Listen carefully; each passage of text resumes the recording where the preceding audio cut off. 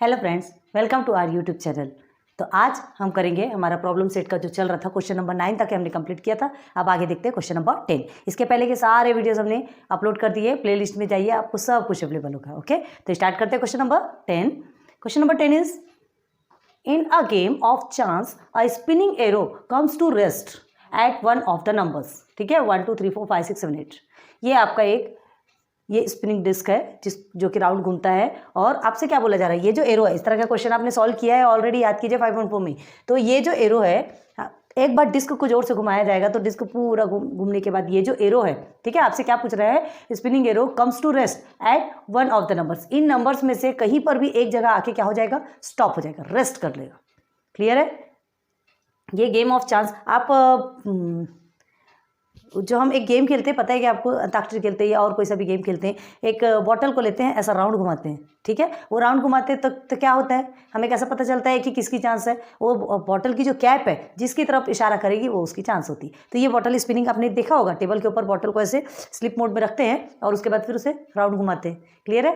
तो बस वो जैसा घूमता है ना, वैसे ये डिस्क भी घूमता है और उसकी जो कैप है वो जहाँ जाके रुक जाती है उसकी चांस होती है। तो वहाँ पर भी ये जो एरो है, जहाँ भी जाकर के रुक जाते हैं, कहीं भी एक जगह जाकर के रुक जाएगा। तो यही बता रहे हैं, in a game of chance a spinning arrow comes to rest at one of the numbers. इसमें से कहीं भी जाकर के रुक जाएगी। ठीक है, अब आगे, all these are equally likely outcomes. ये सब इक्वली लाइकली आउटकम्स है।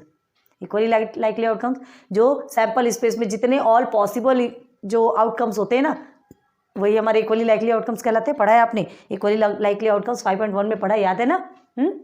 तो देखिए, find the probability that it will rest. अब आपको प्रोबेबिलिटी फाइंड करना है, इट विल रेस्ट। अगर वो 8 पे रेस्ट करेगा तो उसकी प्रोबेबिलिटी क्या होगी? अगर वो एन ऑड नंबर, कोई ऑड नंबर पे रेस्ट करेगा, जैसे 1 3 5 7 इस तरह के नंबर पे रेस्ट करेगा, तो उसकी प्रोबेबिलिटी क्या होगी? ठीक है, अ नंबर ग्रेटर देन 2, 2 से ज़्यादा वाले नंबर पे, ग्रेटर देन 2 पे अगर रेस्ट करेगा तो उसकी प्रोबेबिलिटी क्या होगी? अ नंबर लेस देन 9, अगर लेस देन 9 पे वो रेस्ट करेगा तो उसकी प्रोबेबिलिटी क्या होगी? क्लियर है? तो ये आपको 4 इवेंट मिले हुए हैं। ठीक है, आपको प्रोबेबिलिटी फाइंड करना है। अब देखो, प्रोबेबिलिटी बोला है in the sense sample space तो होगा ही होगा। ये देखिए ना, स्टार्टिंग में spinning arrow comes to rest at one of the numbers, ये इतने में से कहीं भी किसी भी एक नंबर पे जाके क्या करेगा, वो रेस्ट करेगा। तो ये सारे हमारे क्या हो गए, ऑल पॉसिबल आउटकम्स हो गए। क्लियर है? ये सारे हमारे ऑल पॉसिबल आउटकम्स हो गए। ऑल पॉसिबल आउटकम्स मतलब जो आउटकम्स हमारे जितने निकल सकते हैं, जितने आउटकम्स निकल सकते हैं वो ऑल पॉसिबल आउटकम्स होते हैं ना। सैंपल स्पेस में ऑल पॉसिबल आउटकम्स आते हैं, इवेंट में फेवरेबल आउटकम्स आते हैं, पता है ना आपको? ठीक है, तो ये चीज़ आपको समझ में आ गई। तो हमको क्या करना है, इसका सबसे पहले हम सैंपल स्पेस देखेंगे। ठीक है, तो in a game of chance, चलो सॉल्यूशन स्टार्ट करें। In a game of chance, okay,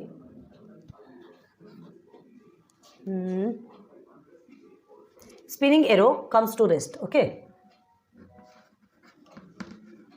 the spinning arrow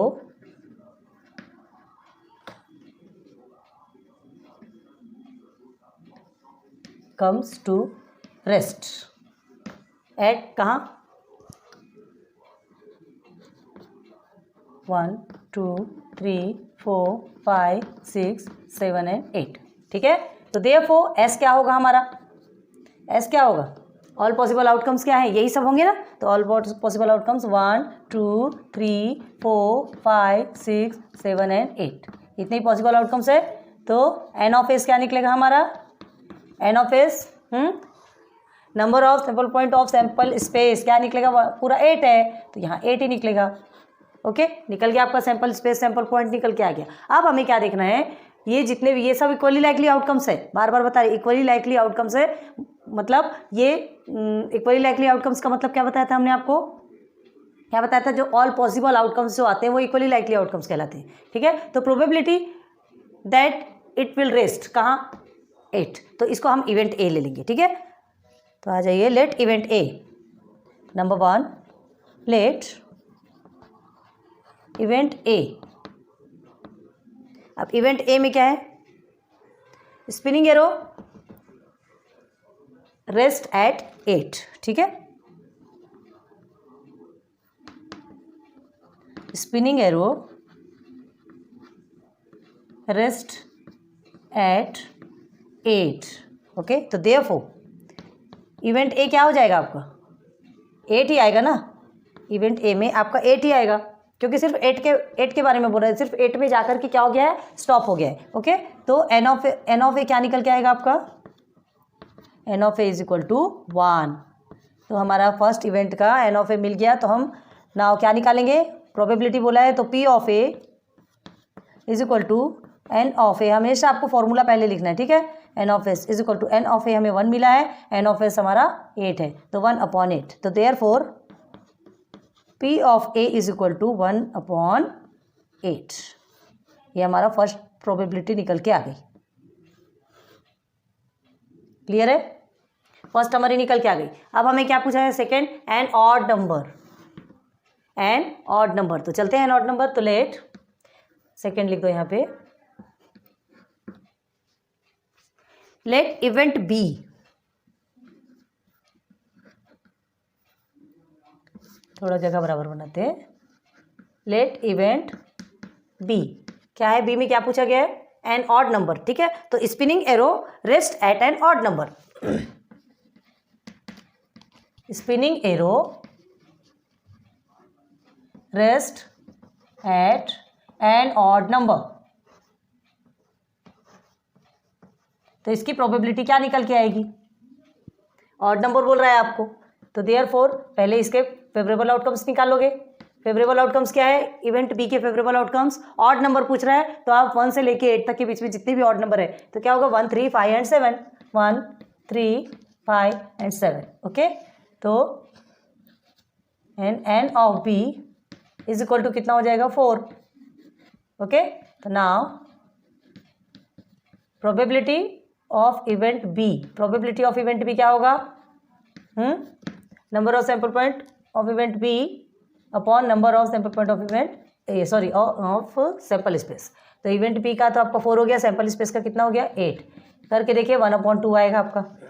तो therefore probability of event B is equal to 1/2 हो गया।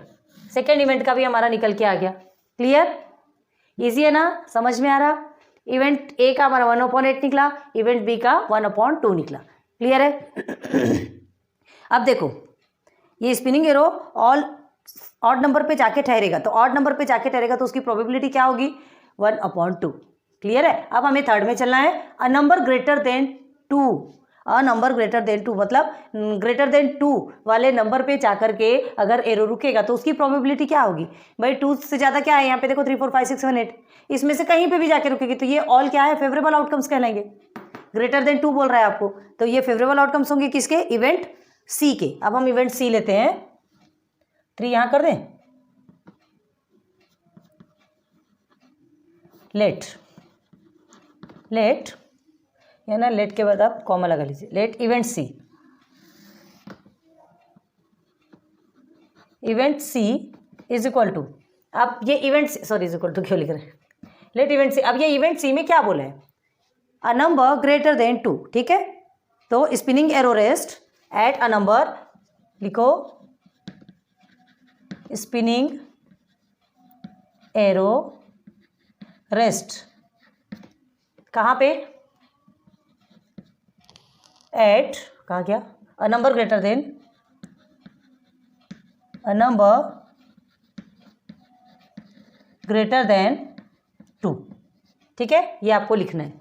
ओके, अब उसके बाद फिर therefore event C is equal to क्या हो जाएगा, उसके फेवरेबल आउटकम्स। अब ग्रेटर देन 2 बोला है तो आप सीधे सीधे सैंपल स्पेस पे आइए, 3, 4, 5, 6, 7, 8, 3, 4, 5, 6, 7, 8, ये हमारे ऑल फेवरेबल आउटकम्स आ गए। एंड एन ऑफ सी क्या निकलेगा हमारा, एन ऑफ सी 1, 2, 3, 4, 5, 6 निकल गया।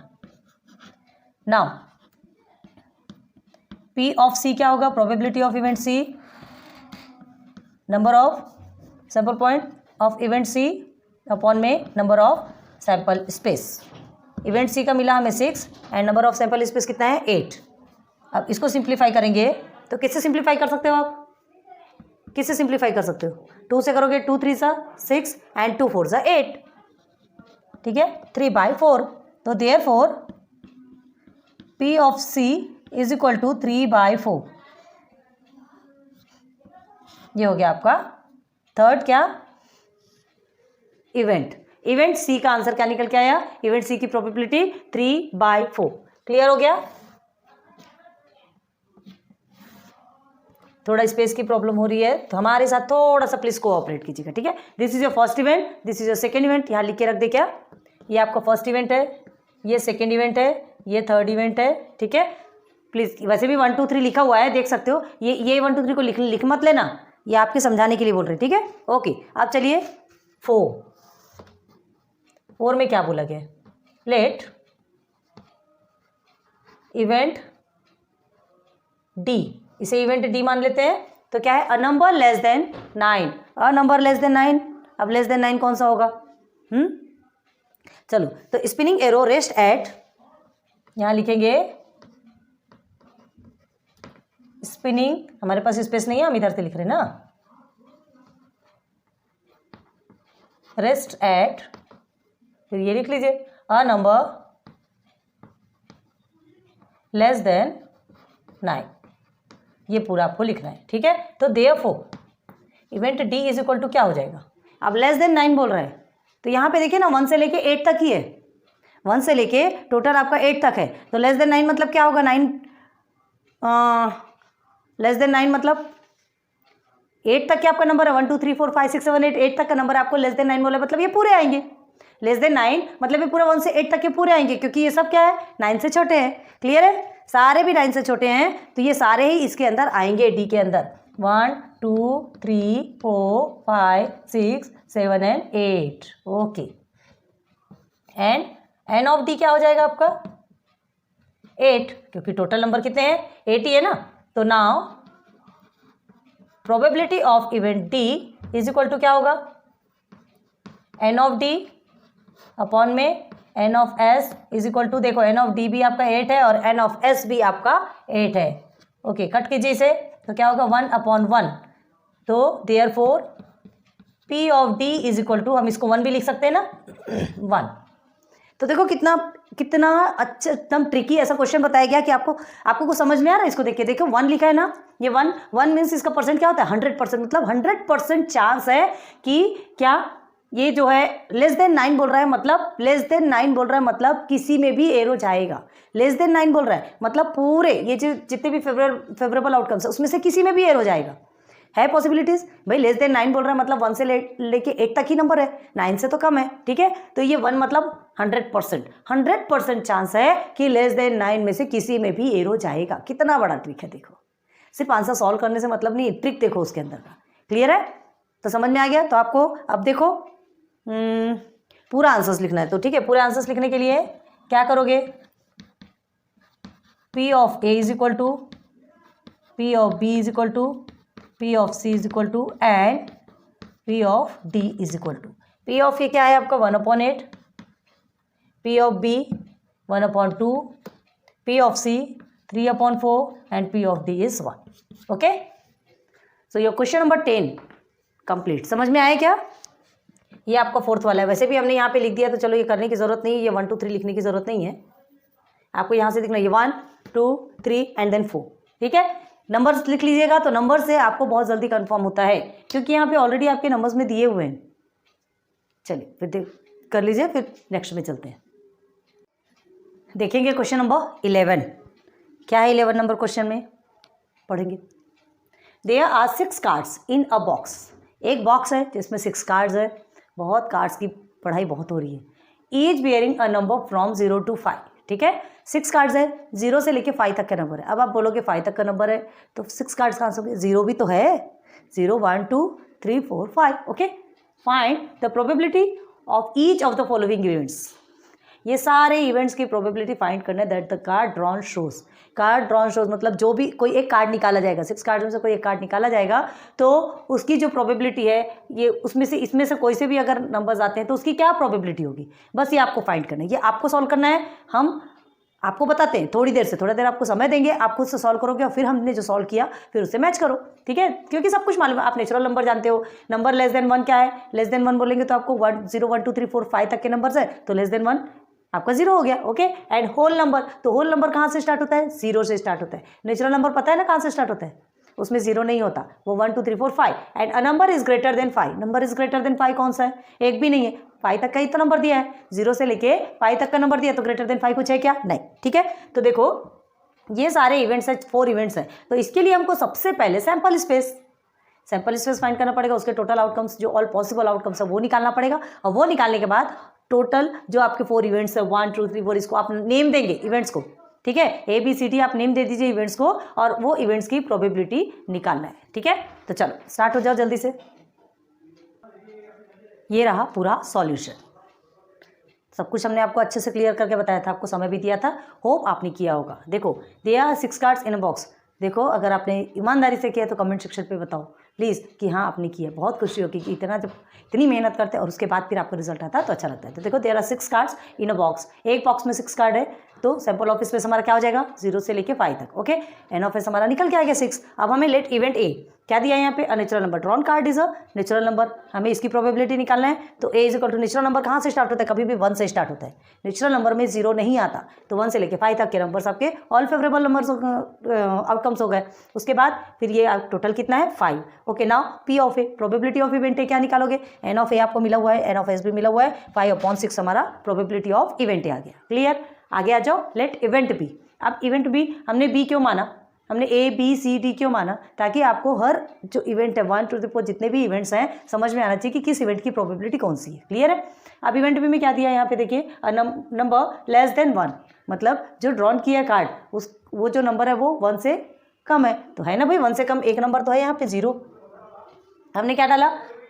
B इज इक्वल टू हमने क्या डाला? 0। भाई इसका फेवरेबल आउटकम 0 क्यों डाला? आप बोलेंगे 0 क्यों डाले? तो 0 भी तो एक नंबर है, लिखना तो पड़ेगा ना, 1 से लेस है कि नहीं, तो 0 है, हमें मिला हुआ है, तो इसलिए ये हमारा फेवरेबल आउटकम्स हो गया। अब एंड ऑफ बी में क्या डालेंगे? हमको इसका नंबर लिखना है, मतलब ये कितना है? 1 है, यहाँ पे काउंटिंग डालते हैं। 0 मतलब आपके फेवरेबल आउटकम्स में कितने नंबर आए? तो एक ही नंबर आया ना, 0 ही आया, तो यहाँ पे 1। तो probability of event B is equal to N of B upon N of S 1/6। 1 ये है और 6 आपका सैंपल स्पेस का पॉइंट, तो ये पी ऑफ बी आपका 1/6 निकल के आ गया। ओके, अब इधर आ जाइए, लेट इवेंट सी। इवेंट सी में अ होल नंबर अब कहाँ से स्टार्ट होता है? ये पूरे होल नंबर से। होल नंबर कभी भी 0 से स्टार्ट होता है। क्लियर? होल नंबर 0 से स्टार्ट होता है, तो ये जो 0 से स्टार्ट होता है तो हमने पूरे नंबर्स को लिख दिया, क्योंकि होल नंबर में तो 0 से स्टार्ट और पूरे इन्फिनिटी तक जाते हैं, याद रखो। नेचुरल नंबर भी इन्फिनिटी तक जाते हैं, होल नंबर भी इन्फिनिटी तक जाते हैं, इंटीजर्स भी इधर और उधर दोनों साइड इन्फिनिटी तक जाते हैं, लेकिन नेचुरल नंबर 1 से स्टार्ट होता है, होल नंबर 0 से स्टार्ट होता है। ये माइनस तरफ के नंबर नहीं रहेंगे, याद रखना, माइनस में इंटीजर्स आते हैं। ओके, और रेशनल नंबर फिर तो फ्रैक्शन वाले रेशनल नंबर अपॉन वाले जितने भी रहते हैं वो सारे रेशनल नंबर कहलाते हैं।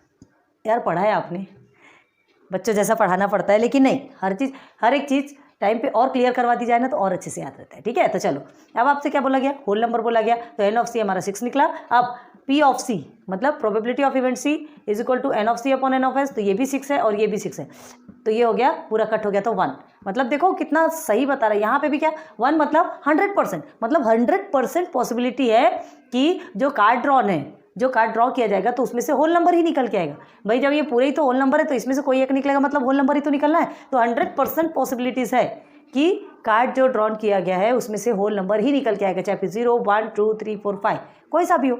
ओके, लेट इवेंट 4 डी, तो उसमें क्या दिया है? A number is greater than 5 से ग्रेटर, तो लिखा हमने drawn card is a number greater than 5।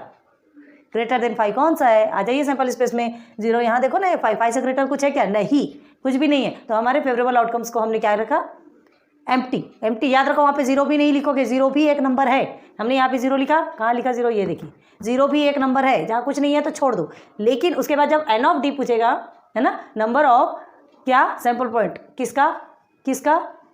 Event D का, है ना, तो यहाँ कुछ नहीं है, तो यहाँ पे आप लिखोगे 0।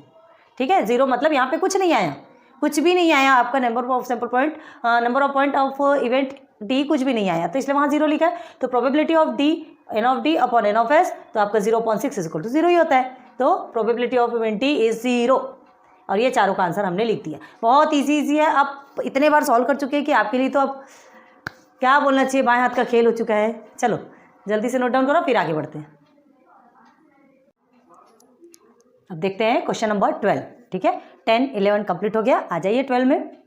अ bag contains 3 red 3 white and 3 green balls. एक बैग में 3 red 3 white and 3 green balls है। मतलब यहीं से हमारा सैंपल स्पेस निकल के आएगा। ठीक है, 3 रेड है, 3 ग्रीन है, 3 वाइट बॉल्स है, तो तीनों के आपको नेम लिखना पड़ेगा। रेड 3 रेड है तो R1 R2 R3, 3 वाइट है तो W1 W2 W3, 3 ग्रीन है तो G1 G2 G3। देखो हमने आप ऑलरेडी यहाँ पे किया। पहले देखो, 1 ball is taken out of the bag at random. Randomly हमने एक बॉल निकाला है ना, रैंडमली हमने देखा नहीं, समझ में नहीं, मतलब वो पूरे बॉल पूरे मिक्सअप है, हमने रैंडमली ऐसे ही कोई सा भी एक बॉल निकाला। अब देखो what is the possibility that the ball drawn is, तो वो बॉल अगर ड्रॉन किया जाएगा तो उसकी क्या पॉसिबिलिटी होगी, है ना। अगर रेड बॉल निकलता है तो रेड की क्या पॉसिबिलिटी होगी, नॉट रेड, रेड नहीं निकलता तो उसकी क्या पॉसिबिलिटी होगी, एंड आइदर रेड और वाइट, या तो फिर रेड या तो फिर वाइट, ये निकलता है तो उसकी क्या पॉसिबिलिटी होगी। ठीक है, समझ आया। तो देखो यहाँ पे हमने ये लिख करके रखा है main, here the ball is in the bag, है ना, बैग के अंदर में बॉल है। लेट 3 रेड बॉल भी R1 R2 R3, 3 white ball भी W1 W2 W3 and 3 green ball भी G1 G2 G3। तो हमारा सैंपल स्पेस क्या बन जाएगा, ये पूरा टोटल आउटकम्स होते हैं, ऑल पॉसिबल आउटकम्स जितने पॉसिबल हो सकते हैं, तो ये हमारे टोटल निकल के आ गया 9। ठीक है, तो number of sample point in sample space is 9, ये आपको मिल गया। तो अब हमको क्या करना है, 1 2 3 तीनों क्या निकालना है, प्रोबेबिलिटी निकालना है। तो ये तीनों क्या है, इवेंट है ना, प्रोबेबिलिटी निकालना है, मतलब इवेंट है, इवेंट की ही प्रोबेबिलिटी निकलती। तो ये देखो हमने लिख के रखा है, let event A is equal to drawn ball is red, let event B drawn ball is not red, let event C drawn ball is either red और वाइट। अब देखो यहाँ क्या दिया, नॉट रेड बोला है, मतलब वहाँ पे रेड नहीं आएगा, उसके अलावा बाकी सब आएंगे। ठीक है, वो ग्रुप में उस फेवरेबल आउटकम्स में क्या आएगा, सिर्फ नॉट रेड बोला है तो रेड बस नहीं आएगा, बाकी सब आएगा। अब यहाँ क्या बोला है, आइदर रेड और वाइट, या तो रेड हो या तो वाइट हो, ऐसा बोला है। ठीक है, मतलब जो इवेंट सी में जो बॉल निकाल रहे हैं, ड्रॉन किए हैं, जो कि रैंडमली निकल रहा है ना, तो रैंडमली निकल रहा है, मतलब वो कैसे, उसकी प्रोबेबिलिटी क्या बोली जा रही है यहाँ पे, क्या प्रोबेबिलिटी होगी, अगर उसमें से जो रेड कलर निकल रहा है ना, तो उसकी क्या प्रोबेबिलिटी होगी, या फिर वाइट निकल रहा तो उसकी क्या प्रोबेबिलिटी होगी। तो यहाँ पर हम ग्रुप में, यहाँ कंफ्यूज हो सकते हो आप कि यहाँ पे क्या भरना है ग्रुप में, कोई टेंशन नहीं, आपको रेड और वाइट दोनों भी आपके फेवरेबल आउटकम्स उसी के अंदर आएंगे। क्लियर है, समझ में आया। तो चलो जल्दी से सॉल्व करो, फिर हम सॉल्व करके दिखाते हैं आपको। ये रहा सॉल्यूशन आपके सामने।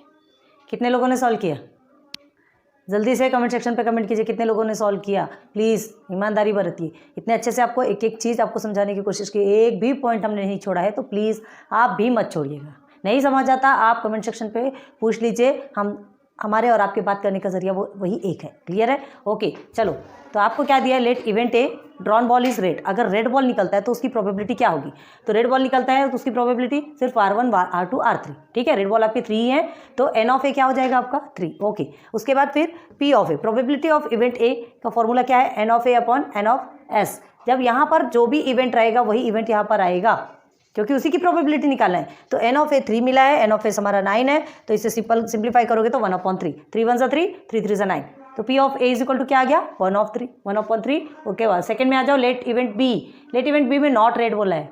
ठीक है, नॉट रेड मतलब रेड कलर होना ही नहीं, रेड कलर की जो बॉल है वो नहीं है ही नहीं, तो उसकी क्या प्रोबेबिलिटी है, तो drawn ball is not red, मतलब बाकी के बॉल तो है ना, बाकी के बॉल है, वाइट बॉल है एंड ग्रीन बॉल है, तो वो आपके फेवरेबल आउटकम्स में आ जाएंगे। फिर उसके बाद फिर आपका N ऑफ बी क्या निकल के आएगा, 6 1 2 3 4 5 6। ओके, टोटल आउटकम्स निकल गए इसके फेवरेबल आउटकम से ये।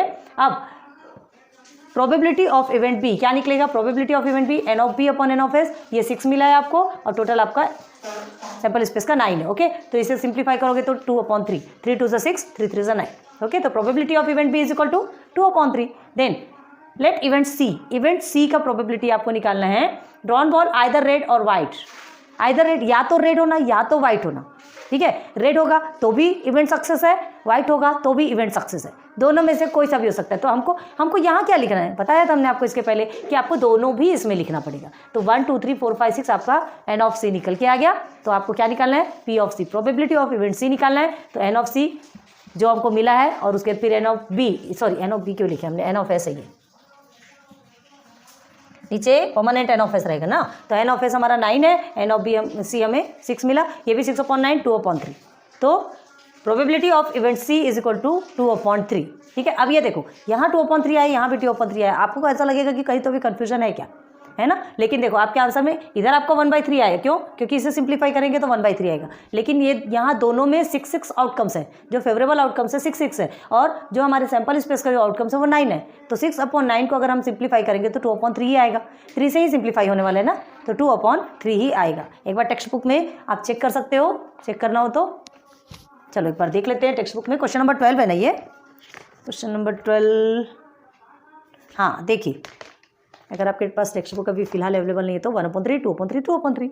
Okay clear. थोड़ा सा पढ़ाते पढ़ाते में कॉन्फिडेंस रहता है, लेकिन थोड़ा सा डिस्ट्रैक्ट होता है माइंड कि कहीं हमने गलत तो नहीं पढ़ा दिया, तो इतना तो बनता है चेक करना, है ना। चलिए नोट डाउन कीजिए, फिर नेक्स्ट क्वेश्चन देखते हैं। आ गया हमारा क्वेश्चन नंबर 13। कौन से क्वेश्चन में आ गया है? Question number 13। आगे देखो क्या होता है इसमें। Each card bears 1 letter from the word mathematics. Each card bears 1 letter from the word mathematics, मतलब हर कार्ड में मैथमेटिक्स का एक एक वर्ड लिखा है, एक लेटर। मतलब ये जो मैथमेटिक्स है ना, ये देखो हमने ऑलरेडी यहाँ पे आपको लिख के बताया, ठीक है। मतलब हर कार्ड में एक में MATHE MATICS, ये इस तरह से क्या लिखा है आपका, हर कार्ड में एक एक लेटर लिखा है। Okay, the card are placed on the table, on a table upside down, ठीक है। मतलब एक गेम चल रहा है। अपसाइड डाउन मतलब जो टेबल के ऊपर में रखा हुआ है, तो upside down in the sense उल्टा, ठीक है। कार्ड को उल्टा रखा हुआ है, सीधा रखेंगे तो कोई भी देख लेगा ना, फिर गेम का मतलब क्या है। तो ठीक है, तो इस कार्ड को, जितने भी कार्ड्स है ना, उनको एक टेबल के ऊपर रखा गया है, लेकिन उल्टा। जो छोटे बच्चे जो मीना बाजार खेलते हैं ना, उसमें पूरे कार्ड्स उल्टे रहते हैं, फिर उसमें सीधा कर करके देखना पड़ता है, पेयर बनता है तो वो कार्ड हमारा है ना, वैसा होता है। तो बस इसे भी उल्टा रखा गया है। Find the probability that a card drawn bears the letter M। अब आपको क्या बताना है, आपको प्रोबेबिलिटी फाइंड करना है ना, प्रोबेबिलिटी फाइंड करना है दैट द कार्ड ड्रॉन। अब ड्रॉन किया कार्ड मतलब रैंडमली उठा रहा है, रैंडमली मतलब ये सब के बीच में से कोई सा भी एक कार्ड उठाना है, पता नहीं है, पता है इतने के बीच का ही कार्ड है, लेकिन उसमें से एक कार्ड उठाया, कौन सा कार्ड रहेगा, इसकी क्या प्रोबेबिलिटी। तो यहाँ पे लेटर M बोल रहे हैं, ठीक है। लेटर M उठाया तो लेटर M की क्या प्रोबेबिलिटी होगी, है ना। अगर उसने लेटर M उठाया, जो ड्रॉन किया वो लेटर M है, तो लेटर M की प्रोबेबिलिटी क्या होगी, बस वही आपको फाइंड करना है। तो आपको ये पूरे क्या मिले हुए हैं, आउटकम्स, सैंपल स्पेस के आउटकम्स, सैंपल स्पेस के टोटल ऑल पॉसिबल आउटकम्स में ये पूरे लिखोगे आप। क्लियर है। सॉल्यूशन कैसे स्टार्ट करने वाले हो? पहले लिखोगे card are placed on the table upside down, सबसे पहले ये लिखोगे, ये आप बना लीजिएगा, और उसके बाद फिर लिखिएगा कार्ड्स, है ना, the cards are placed on the table upside down, therefore S is equal to, ये पूरा आप लिख दोगे। क्लियर, बता रहे हैं, ध्यान दो, क्योंकि करना आपको है बहुत, क्यों क्या है, ये प्रॉब्लम सेट है, रिवीजन आपका करना बहुत जरूरी है। हर चीज में हम आपको बनी बनाई चीज आपको मिल जाएगी, आपको सब बना बना के दे देंगे, तो फिर आप क्या करेंगे, आपको भी तो कुछ करना है। तो इसलिए हम बताना हमारा काम है, फिर हम देते हैं ना, फिर हम देते हैं आपको आंसर्स, पूरे सॉल्यूशन देंगे, उसका टेंशन नहीं है, ठीक है। तो ये मैथमेटिक्स जो ये जितने भी लेटर्स हैं, ये सारे लेटर्स किसमें, all possible outcomes of sample space, उसके ग्रुप में आ जाएंगे। उसके बाद फिर आप N(S) निकालेंगे, तो टोटल काउंट कर लो, N(S) निकल जाएगा। अब आपको सिर्फ एक ही इवेंट है यहाँ पर, कौन सा, that a card bears the letter M, ठीक है। तो लेटर M आपका देखो ये 1 and 2 टाइम्स है लेटर M, तो आप क्या लिखोगे, इवेंट A लिखोगे, तो और event A is equal to क्या रहेगा, favourable outcomes 2 times M। Clear है, 2 टाइम्स M लिखोगे, बस। उसके बाद फिर क्या लिखोगे, N(A) आपका क्या आएगा, 2 टाइम्स M है तो 2 आएगा, और आपका N(S) क्या निकलेगा, तो इसे पूरा आप टोटल करो, नहीं बताएंगे, पूरा इसे टोटल करो, जो N(S) निकलेगा वही आपका डिनोमिनेटर में होगा। तो आपकी प्रोबेबिलिटी ऑफ इवेंट A, फिर वो आपको निकालना है, ठीक है। नाउ स्टार्ट, टाइम ज़्यादा नहीं देंगे आपको। देखिए प्यारा और छोटा सा सॉल्यूशन किया आपने, हमें पता है आपने किया, क्योंकि सब कुछ तो हमने बता दिया था, ठीक है। अब देखो ये मैथमेटिक्स जो है ना, सबसे पहले तो आपको ये लगेगा कि हमने यहाँ पर ये जो sample, the cards are placed on a table upside down पहले बताया था, उसके बाद फिर सैंपल स्पेस क्या निकलेगा, मैथमेटिक्स, पूरे एक लेटर अलग निकलेंगे, लेटर से करना है। तो अब देखो आप क्या बोलोगे, यहाँ पे स्मॉल लेटर्स क्यों लिखा, जैसा लिखा है हमने वैसा ही उठा के लिखा है, ठीक है। यहाँ पे हमने कैपिटल नहीं लिखा, जैसा लिखा है यहाँ पे लेटर्स हमको लिखना था, हमने लिखा, और सेपरेट लिखना है, कॉमा लगा के। 1 2 3 4 5 6 7 8 9 10 11 कितने हैं, N(S) क्या निकल के आया आपका 11। ओके, अब ये जो 11 निकल के आया, ये आपका क्या है, ऑल पॉसिबल आउटकम्स, है ना, उसके नंबर्स। अब हमको इवेंट A देखना है। इवेंट A में आपसे पूछा क्या गया है कि जो लेटर, जो M लेटर, जो अगर M निकला, क्या, हाँ, कार्ड M निकला, तो उसकी क्या प्रोबेबिलिटी होगी। तो क्या प्रोबेबिलिटी होगी, M निकला, तो यहाँ देखो सैंपल स्पेस में आ जाओ, 1 टाइम m 2 टाइम m, इसके बाद है क्या, नहीं है। तो ये आपका फेवरेबल आउटकम्स निकल के आया, ठीक है, किसका, इवेंट ए का। तो इवेंट ए के फेवरेबल आउटकम्स हमने क्या लिखा, event A drawn card bears a letter m, therefore event A is equal to 2 times m, है ना, ये आपके फेवरेबल आउटकम्स। तो इसको एन ऑफ ए क्या निकला, 2, क्योंकि 2 बार m है। फिर हमने क्या निकाला, पी ऑफ ए क्या है, प्रोबेबिलिटी ऑफ इवेंट ए। तो प्रोबेबिलिटी ऑफ इवेंट ए हमने फॉर्मूला लिया N of A upon N of S, तो ये 2 एन ऑफ ए हो गया और एन ऑफ एस आपका हो गया 11, तो 2 upon 11। The probability that a card drawn bears a letter m is 2 upon 11, है ना, बहुत छोटा सा आंसर है।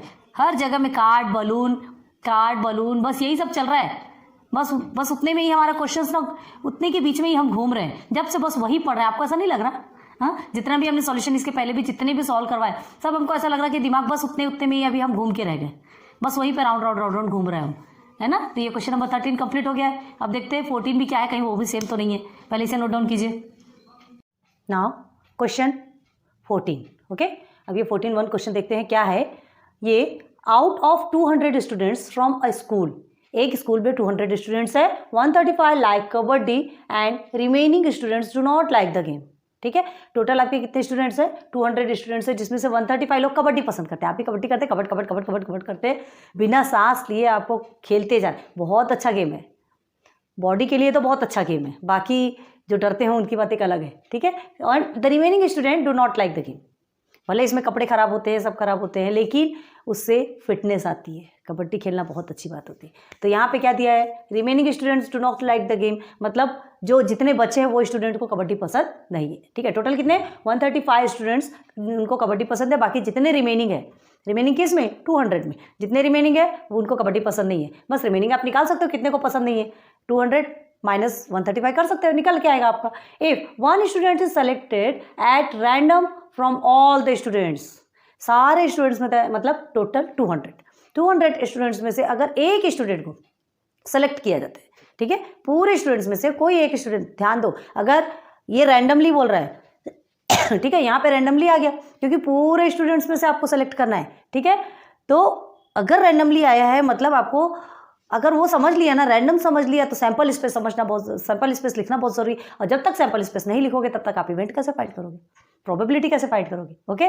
तो सैंपल स्पेस समझने के लिए आपको ये रैंडम एक्सपेरिमेंट समझना बहुत जरूरी है। प्लीज ध्यान दो, if 1 student is selected at random from all the student, 200 students में से अगर 135 स्टूडेंट क्या है, कबड्डी में खेलते हैं, और रिमेनिंग स्टूडेंट जो कि गेम नहीं पसंद उनको कबड्डी का, लेकिन यहाँ पे क्या बोला गया, if the 1 student is selected at random, अगर ये पूरे 200 में से जिसमें आपको एक स्टूडेंट को सेलेक्ट करना है, find the probability that the student selected doesn't like kabaddi. तो आपको उसकी प्रोबेबिलिटी फाइंड करना है कि वो जो है वो कबड्डी नहीं खेलता। क्या प्रोबेबिलिटी होगी कि जो सेलेक्ट किया हुआ बच्चा है वो कबड्डी पसंद नहीं करता, क्या प्रोबेबिलिटी होगी। तो ये निकालने के लिए देखो, ये इस तरह का क्वेश्चन है कि इसमें ना आपके ऐसे आउटकम्स निकल के तो नहीं आने वाले, ठीक है। इसमें ऐसे टोटल आउटकम्स मतलब टोटल मिला होगा आपको एन ऑफ ए मिलेगा, लेकिन आपको सैंपल स्पेस में जो आउटकम्स हम फिलअप करते हैं, है ना, ऑल पॉसिबल आउटकम्स, वो नहीं मिलेगा, ठीक है। और जो आपको इवेंट में आपको फेवरेबल आउटकम्स, तो जब सैंपल स्पेस में आउटकम्स नहीं रहेगा तो इवेंट में आउटकम्स कहाँ से मिलने वाले हैं, क्लियर है। तो आपको एन ऑफ ए मिलेगा, मतलब आपको नंबर्स में मिलेंगे, टोटल आपका आउटकम्स निकल के आएगा, लेकिन आपको ऑल पॉसिबल आउटकम्स जो कि आप सैंपल स्पेस के सेट में फिलअप कर सके वो आपको नहीं मिलेगा, ठीक है। तो फिर उसको लिखना कैसे, तो देखो यहाँ पर हमने जो गिवन है वो तो लिख दिया, number of students in A school 200 and students who like kabaddi 135, number of student who doesn't like kabaddi, तो क्या करेंगे यहाँ पे 200 में माइनस करेंगे 135 को, तो इज इक्वल टू कितना निकल के आएगा 65, okay.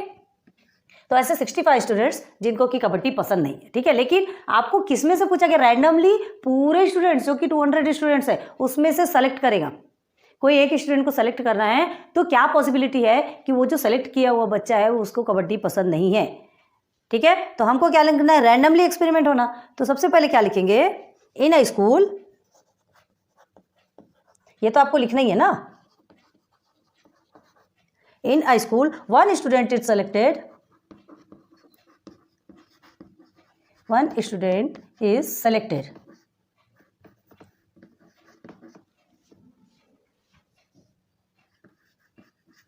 okay, at randomly student, at randomly,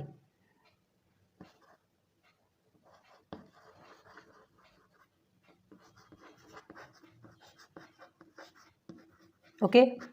in A school, एक स्कूल में जो स्टूडेंट सेलेक्ट किया गया एट रैंडमली स्टूडेंट है, वो रैंडमली स्टूडेंट मतलब उतने के बीच में से किसी भी एक को निकाल लेना, सामने ले आना, किसी भी एक को ले आना। तो अब किसी भी एक मतलब कोई सा भी एक रैंडमली उठा करके ले आए, ये नहीं देखा कि उसको पसंद है कि नहीं पसंद है, ऐसा नहीं। तो उसकी क्या प्रोबेबिलिटी है कि उसको कबड्डी पसंद नहीं है, ये आपको बताना है। यहाँ पे नहीं है बोल रहा, डजंट लाइक कबड्डी, ठीक है।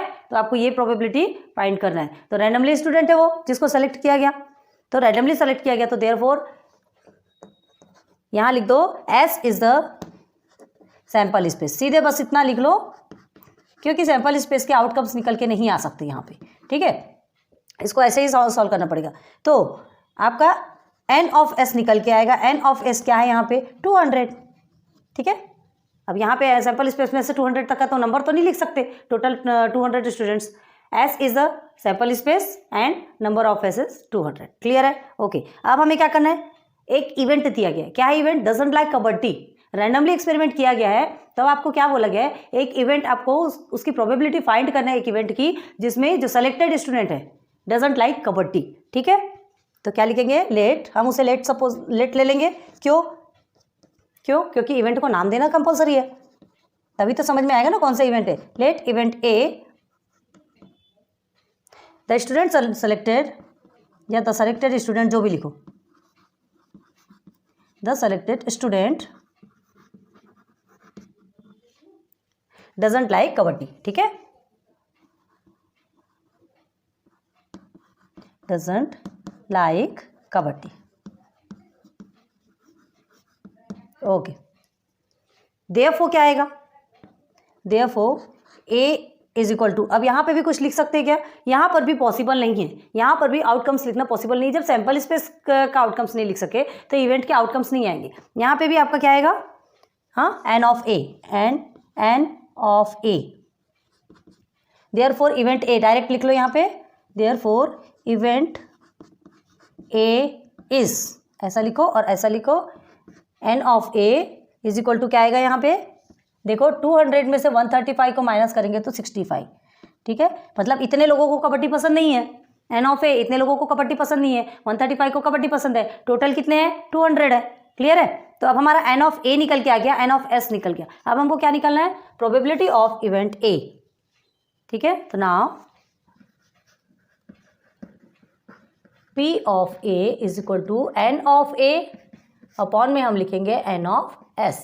N ऑफ A क्या निकल के आया आपका 65, ये हो गया 65 एंड टोटल कितने हैं, टोटल नंबर ऑफ आउटकम्स जो कि सैंपल पॉइंट कितने हैं 200 स्टूडेंट है ना, तो 65 लोगों को कबड्डी पसंद नहीं है, ठीक है। तो जो सेलेक्टेड स्टूडेंट है क्या प्रोबेबिलिटी है उसकी, है ना, उसको कबड्डी पसंद नहीं है, इसकी क्या प्रोबेबिलिटी है। तो ये देखो 65 अपॉन 200 किससे जाएगा, 5 से डिवाइड करके देखेंगे, 5 1 5 एंड 5 3 15, ये आ गया 13।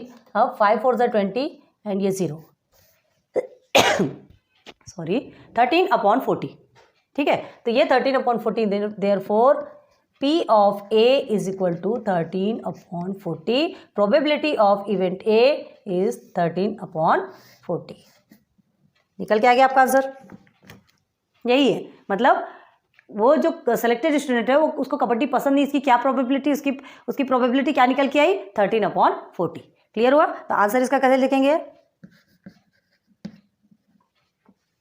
द प्रोबेबिलिटी इज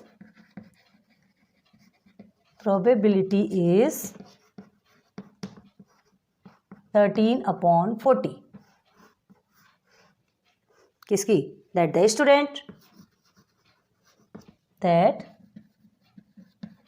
स्टूडेंट जो कि सेलेक्ट हुआ ना, selected doesn't like kabaddi,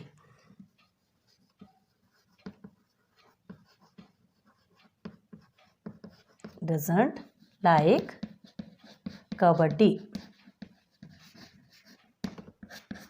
clear. ये क्वेश्चन थोड़ा अलग हटके है। जैसे आपने उसके पहले एक क्वेश्चन देखा था, हमने आपको समझाया था, रेक्टेंगुलर क्या था, गार्डन था जिसमें टॉवेल रैंडमली कहीं भी जाकर के गिर जाता है और बीच में क्या रहता है, सर्कुलर लैक होता है। तो वो सर्कुलर लैक में गिरे इसकी क्या पॉसिबिलिटीज़ होती है या क्या प्रोबेबिलिटी होती है, क्या संभावना होती है। तो वो एक अलग टाइप का क्वेश्चन था और ये आपका थोड़ा एक अलग टाइप का क्वेश्चन, जिसमें सैंपल स्पेस के आउटकम्स हम नहीं निकाल सकते एंड इवेंट, फिर जब सैंपल स्पेस का नहीं निकाल सकते तो इवेंट के आउटकम्स तो पॉसिबल ही नहीं है, क्योंकि जो कुछ भी आता है वो सैंपल स्पेस से आते हैं। हाँ, लेकिन आपको एन ऑफ एस मिलेगा और एन ऑफ ए मिलेगा और उसके दम पर हम ये आंसर्स फाइंड करते हैं। क्लियर है? क्वेश्चन नंबर 14 भी आपका कंप्लीट। आज हमने 10, 11, 12, 13, 14, ठीक है, इतने क्वेश्चंस कंप्लीट किए। पूरे प्रॉब्लम्स के सॉल्यूशंस हमने आपको बताए, पॉइंट टू पॉइंट आपको बताने की कोशिश की, एक एक छोटे से छोटे पॉइंट को लेकर के चले। टाइम इसीलिए ज़्यादा लगता है, बड़े बड़े प्रॉब्लम्स है, सॉल्यूशंस में बहुत टाइम लगता है, ठीक है।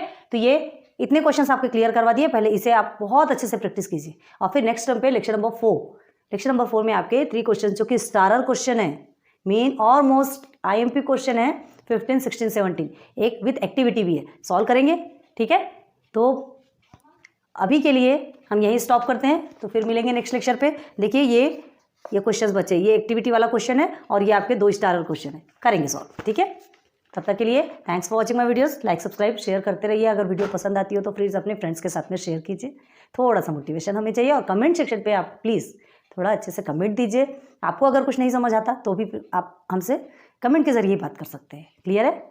चलिए, so thanks for watching my videos again and best of luck for your future. Bye.